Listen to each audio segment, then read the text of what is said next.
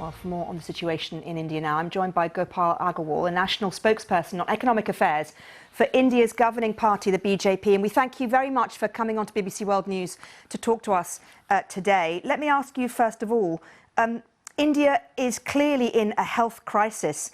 What actions is the government taking? Current crisis is from the second wave of COVID. And it is much severe and in the widespread than expected by the government at the center and the state. And the crisis at current has constrained to the availability of oxygen and hospital beds. So the central government has the responsibility for making an allocation of the oxygen. And for that, over the last 10-15 days, the government has increased the supply of oxygen by more than 3,500 metric tons. The total requirement at present estimated is around 6,700 metric tons, and the allocation is about 6,822 metric tons. But the problem with regard to distribution and transportation, about containers, railway transportation from the plant to the hospital, that logistic constraint still exists. That is being sorted out by the central and the state government and the local administration. And also government is planning for import of various oxygen generating plants from various countries, even oxygen containers, large containers, and import of oxygen. Government has ordered. Okay, well, this all sounds good, but you know, it seems to a lot of people in India potentially too little too late, given the scenes that we are seeing in India, people dying on the street, lack of oxygen causing people to just die in hospital, die at home, die outside the hospital doors. I mean, this is a catastrophic situation. Definitely it's a crisis, but no need of panic as such, because the government has taken up the challenge, and even various countries yourself like United Kingdom, USA, Singapore, Germany, France, they are all assisting us and supporting us by supplying oxygen equipment, PPE kits and other important things. And the government is also full swing working on the improving the bed. Almost 64,000 new beds have been temporarily created out of railways compartments through isolation and other things. So the crisis is there, but the government is working day and night, and we are receiving support from the international communities. Certain issues with regard to panic have precipitated the crisis more.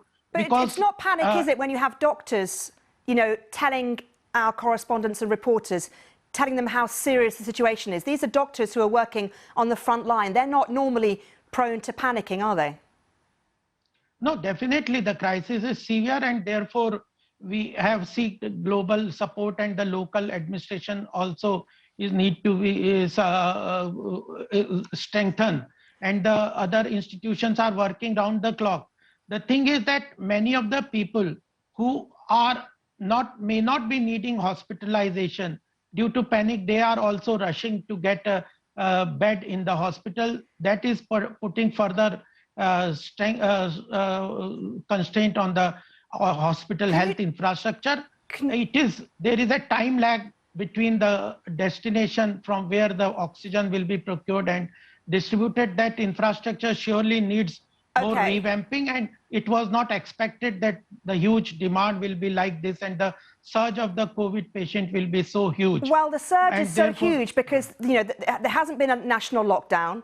Religious festivals, political rallies, all allowed to continue. Why was that allowed to happen, given what we know about this disease, this illness? The thing is that India is a complex society with regard to caste, religion, and other festivals.